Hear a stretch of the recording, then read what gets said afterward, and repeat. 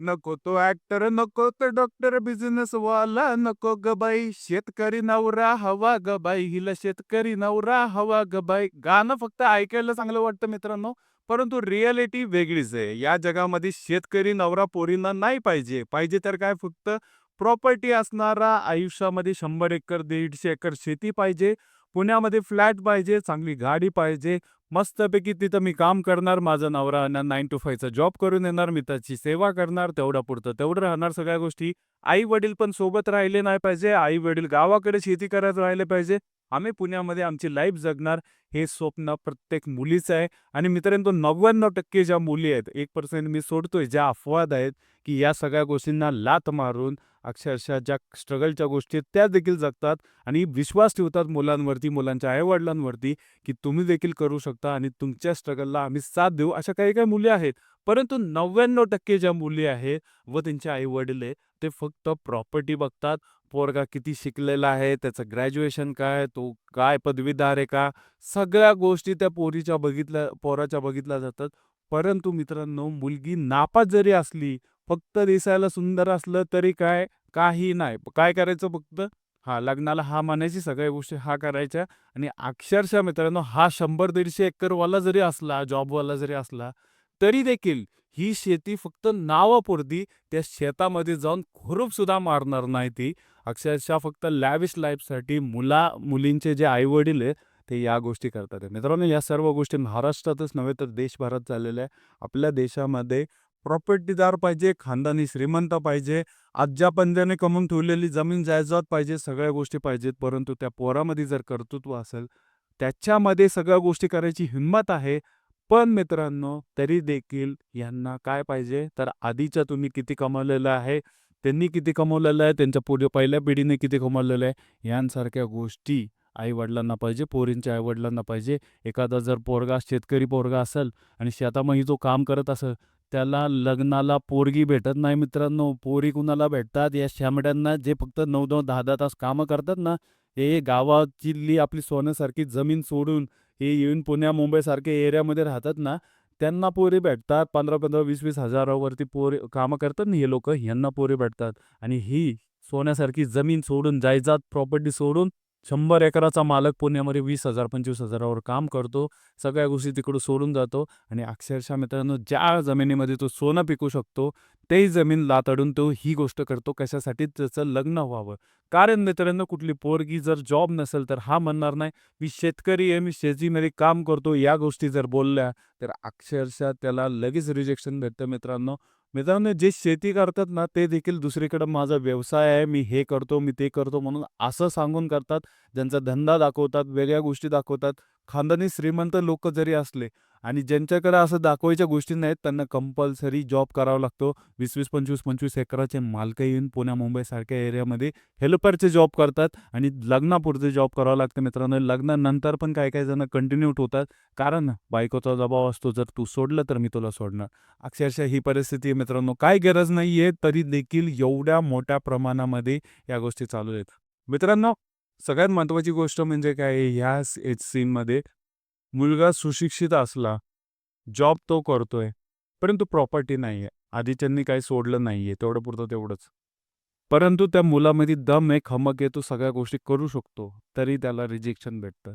एखादा शेतकरी मुलगा आहे, मुलगा शेती करतो, कष्टकरी आहे, सगळ्या गोष्टी त्याच्याकडे चिक्कार पैसा आहे, परंतु तो शेती करतो म्हणून त्याला देखील रिजेक्शन करण्यात येतं. कारण पोरांनी काय करावं, शेती पण करावं, शेती त्याच्या आई-वडिलांनी करावं, पोरीच्या आई-वडिलांनी पोरांनी काय करावं, पुण्या-मुंबईमध्ये यावं, मोठा फ्लॅट घ्यावं, गाडी घ्यावं, इथं मोठ्या बंगल्यामध्ये राहावं आणि अक्षरशः इथं येऊन मित्रांनो त्यांनी खूप सारे पैसे कमावं, त्याला आणि त्याच्या मुलीला सेफ ठेवावं.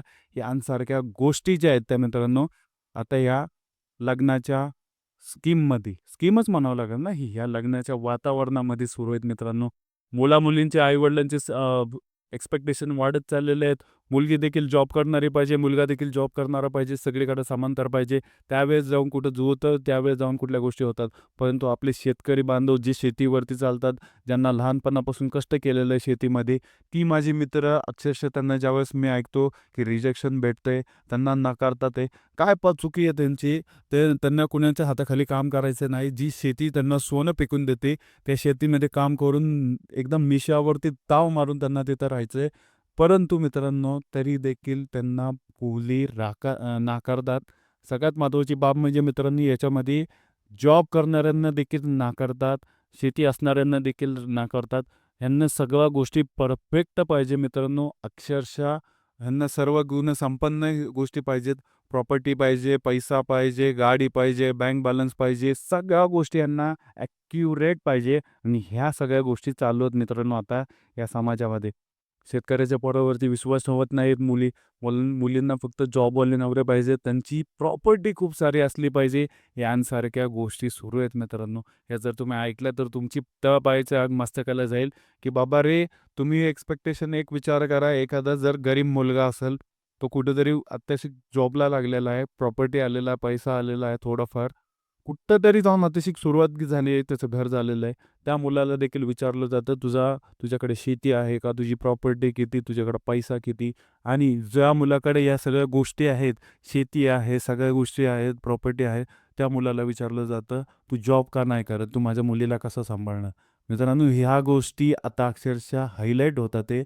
मी एक लक्षात ठेवा मित्रांनो, शेतकऱ्यांच्या पोरांना डायरेक्टली म्हणतात, "तुम्ही शेती कशाला करता? तुम्ही शेतीच्या ऐवजी जॉब करा, पुन्हा मुंबईला जाऊन राहावा." अरे, ज्यांच्या शेतीमध्ये सोनं पिकतं त्यांनी का करावं? आणि ज्याच्याकडे नाही आहे ना, त्याला त्याची किंमत विचारा. मित्रांनो, हे विश्वासच ठेवायला तयार नाहीत, कारण मित्रांनो ह्यांना कष्ट करायचं नाही आहे. ह्यांच्या आई-वडिलांना माहिती आहे, की माझ्या पोरीला जाऊन शेतामध्ये काम लावणार, तिला त्रास होणार. या गोष्टी लादायच्या नाही आहेत. म्हणून शेतकरी पोरांना नाकारलं जातं आहे आणि जॉबवाल्या पोरांना का नाकारलं जातं आहे? तर अक्षरशः मित्रांनो, बॅकअप, सेफ्टी, याच्याकडे जर तो पुढे जाऊन त्याला काय झालं, त्याची प्रॉपर्टी नसली, तर पुढं कसं होणार? या गोष्टीमुळे जॉबवाल्या पोरांना देखील नाकारलं जाते. मित्रांनो, विचित्र वाटतं ज्यावेळेस मुलींचे आई-वडील असतील, मुलांचे आई-वडील असतील, ते पैशाने समोरच्या मुलाला बघतात, त्याच्या गुणाने बघत नाहीत. या गोष्टीमुळे वाईट वाटतं, की आम्ही अशा समाजात राहतो, जिथे समाजाचं प्रेम पैशावरती आहे, ना की एखाद्या चांगल्या कॅरेक्टरच्या माणसावरती, नाही का चांगल्या कॅरेक्टरच्या मुलीवरती. फक्त पैसा पाहिजे लोकांना आणि पैशासाठी जगणारी लोकं आहेत मित्रांनो. वाईट वाटते. ह्याच्यात कुठेतरी बदल झाला पाहिजे. ट्रस्ट करा. ट्रस्टने आहे ना तुम्हाला कॉन्फिडन्स येईल. लोकांना तुम्हाला स्वीकारतील, सगळ्या गोष्टी व्यवस्थित होतील. परंतु मित्रांनो, त्या पोरावरती जर ट्रस्ट नाही केला, तर त्याने काय करावं? मित्रांनो, डिप्रेशनमध्ये आहेत काही-काही पोरं, की लग्न होत नाही. मी शेतकरी म्हणून माझं लग्न होत नाही का?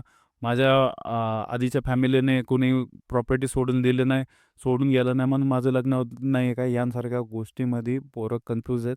त्यामुळे मित्रांनो, या गोष्टीवरती देखील विचार करण्याची गोष्ट आहे, की कुठेतरी समाजात परिवर्तन घडायला पाहिजे. लोकांचा विचार बदलला पाहिजे, की आम्ही दोघांना समान मानू आणि समानतेनेच लग्न करू.